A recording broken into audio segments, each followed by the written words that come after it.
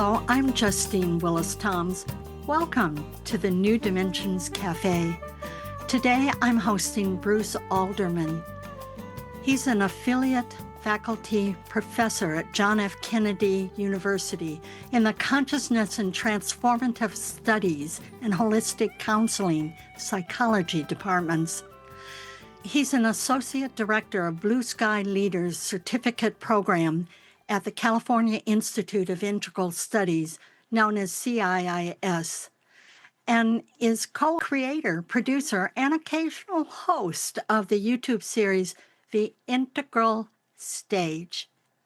Today we'll be talking about his white paper entitled Polarization and the Algorithmic Undertow, Integral and Critical Realist Perspectives.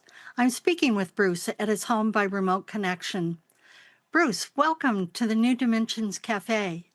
Thank you, Justine. Very happy to be here. Happy to talk with you. I'm happy to have you here. And I know that you describe our present digital landscape as one as an invisible pull of digital systems.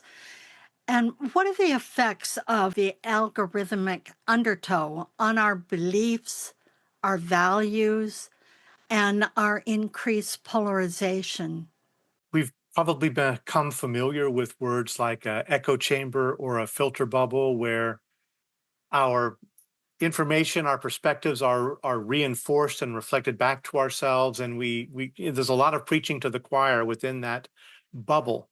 But what I began to notice was not only the existence of those things, but through the influence of algorithms within social media and the curation of our feeds, how it's not only a reinforcing of perspectives, but actually pulling us in a subtle, unconscious, underground influence and pulling us towards narrower perspectives and more extreme perspectives, so that it's not just that we belong to a group, but that there's an actively responsive and shaping influence that can lead us in different directions and increase our polarization. So, in other words, there's a pull to corral our attention in some direction that benefits some corporation or some organization or some particular school of thought. Correct. Yeah. With the attention economy, there's really an interest just in clicking things and engaging with things and looking at things. And it's amoral in that sense. It's just generative of the more attention that they can capture, the more money that they can make, the more advertisers that they can bring in. And so there's this dynamic that's going on that's outside of our whatever cultural concerns we might have. But because what captures our attention is what usually evokes the most emotion, we tend to get pulled in directions that maybe align with our deeper assumptions or biases or predispositions. But then, because of the reinforcing mechanism, actually increase those things, radicalize those things. I've been in many contexts in groups over the years where friends who all used to be able to get together and debate various perspectives on an issue gradually became so polarized within different information tunnels that they no longer were able to communicate in a respectful way. And there's been a lot of social breakdown that I've experienced in a lot of different groups. I look at and research different podcasts, and I'll notice their analytics, and they'll say, oh, we have 500,000, viewers and this and that. And it's just mind boggling, and a rather obscure podcast. And they have all these listeners, and it seems to underscore, oh, then they must be important. They must be really truthful. I must pay attention to these because so many other people have paid attention to these. There are a lot of memes that go around these days of somebody offering, enlightenment and somebody offering reassuring claims. And the line for enlightenment is pretty much empty, right? And everybody's, in the queue for the reassuring platitudes or whatever. And so I think that that is happening in a in a powerful way, that um, we're being we're being conditioned to pay attention in a kind of like in an ongoing, continuous way, but in a way that doesn't generally go very deep. We just go from the reaction to the reaction to the reaction, and we're being conditioned to sustain attention in that way, scrolling and going from the next story and the next headline and the next headline, because there's just such an influx of that kind of information coming from multiple directions through social media. And the long form, sustained, reflective kind of interaction is, it actually, there is a place for it, and people are turning to it. And something like New Dimensions is that, but there's not many like that. If we're going to do that, it's going to take some diligence, some intellectual diligence to really look deeply at, okay, what is meaningful, what is truly truthful, what is helpful, what is useful. You know, for the last couple decades, there's been a kind of mindfulness revolution, people recognizing the importance of mindfulness for reducing stress and for helping people to become more aware of their environments and themselves and their decisions.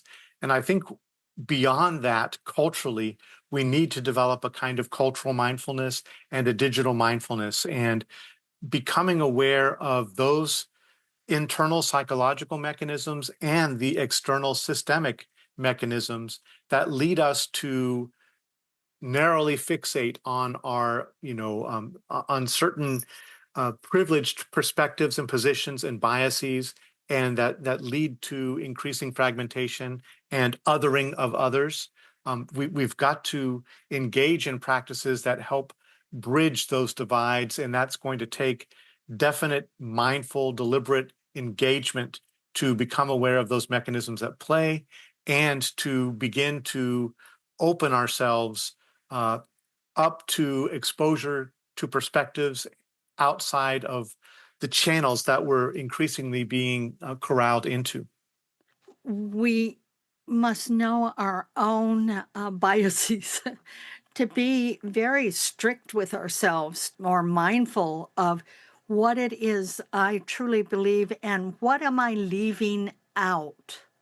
What am I discounting that may be useful or helpful because of my own biases? Yes, I think there are a number of ways we can do that.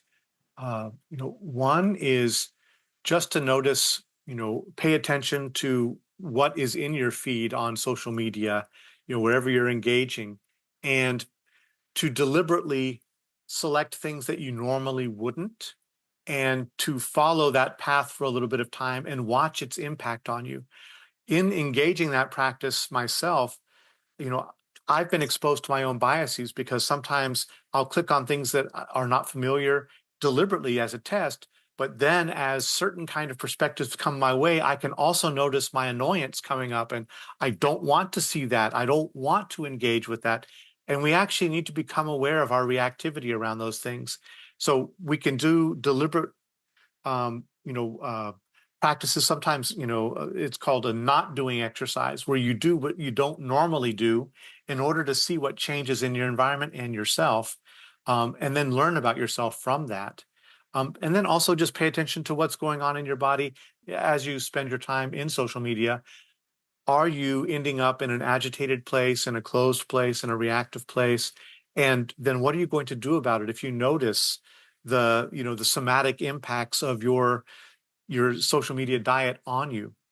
So there's a whole suite of things that we can do around developing greater diligence and mindfulness around our consumption of these forms of information. It sounds almost, counterintuitive, but in a way, we have to train our children and train ourselves increasingly not to believe what we see. I wouldn't want to say that that should encourage any kind of nihilism or aloofness, but to pay attention to what happens when you immediately feel what reinforces your own beliefs as real and what counters it as problematic, and begin to interrogate that dynamic in yourself. And that's not easy to do. So, one way to think about it, I used to work at a Krishnamurti school in India, and I taught a class called culture class. And one of the things that all the students did is pay attention to the culture in the school and pay attention to the narratives that they're getting from the news, and to think about, am I being conditioned by this? Is this a form of conditioning, and how can we become aware of its influence on us? And surprisingly, I was able to find that high school students were actually quite ready to do something like that, but they're not normally invited to do that because it goes against usually invested interests in various ways. It's not to surrender belief in reality, or to let go of your own opinions. But there's a term in developmental psychology called construct awareness. And construct awareness is awareness of how thinking influences our perceptions, and that there's a direct, you know, self-reinforcing loop between what we think and what we see, and then what we see that reinforces. And construct awareness is a kind of mindfulness, a kind of attention that can actually see, or that attends to how that reinforces itself, and um, comes to carry a weight that it may not actually deserve, right? So that we can see it as a construct, we can see it as something that we're putting together, and at least let go of it momentarily to see what else is available if we don't hold so tightly to that. So you're talking about these internal silos that we've developed. And so you're saying, try it on and see what you're feeling, see how it's affecting you viscerally, see if it's maybe giving you another perspective that's helpful. Exactly. And we can do that through, our own internal reflective processes. We can do it through journaling. And I think we can do it through dialogue. Dialogue is one of the most powerful ways to do that, I think, especially if we make the decision to enter into circles of dialogue that include diverse perspectives. I know that there are many cities that offer some gatherings that bring different people together to have these kinds of dialogues. I'm thinking of the city of Petaluma, California, in particular, who really are very good at this, at gathering different perspectives together and having people have active dialogues there. It's just quite impressive. And so there are ways that we can tune into that in our own towns, our own places. Yes. One of the figures who's been influential for me and an inspiration is Father Raimon Panikar, and he's considered the one of the founders of interfaith dialogue as it's developed. But one of the things that he says is a sacred practice for our time, something that carries deep moral weight for our time, is the ability to dialogue across culture and across faith and across perspective. Um, and that is, one of the most powerful things that we can do now that we are more of a shrunken global world. We have to be exposed to each other. We have to learn deeper ways of being together. And so he talks about a difference between comparison and then what he calls the imperative method. Most often we engage in comparative dialogue. That's your perspective. This is my perspective, and it's just back and forth. The imperative method, IMPAR, imperative method, is to allow yourself to be affected by the other. It's to sit in dialogue with the other with the intention that I am going to open myself in a way to the perspective of the other that I am willing to take the risk of change. I am willing to allow the other in to the degree that I might have my own perspectives shift.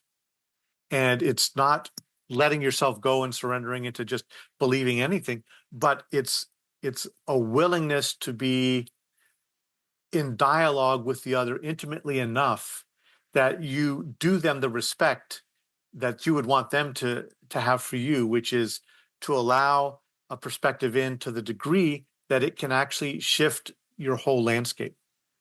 Oh, thank you so much for bringing that to our awareness today on the New Dimensions Cafe. Thank you so much. I've been speaking with Bruce Alderman, and he is the co-creator, producer, and occasional host of the YouTube series, The Integral Stage. And he's also the author of the white paper, Polarization and the Algorithmic Undertow, Integral and Critical Realist Perspectives. And to learn more about his work, you can go to a website called appliedmetatheory.org, appliedmetatheory.org. Or you can get there through the New Dimensions website, newdimensions.org, where you'll find over 1,900 programs in our archive. I'm Justine Willis-Toms. I want to thank you for joining us at the New Dimensions Cafe, and I invite you, please do join us again.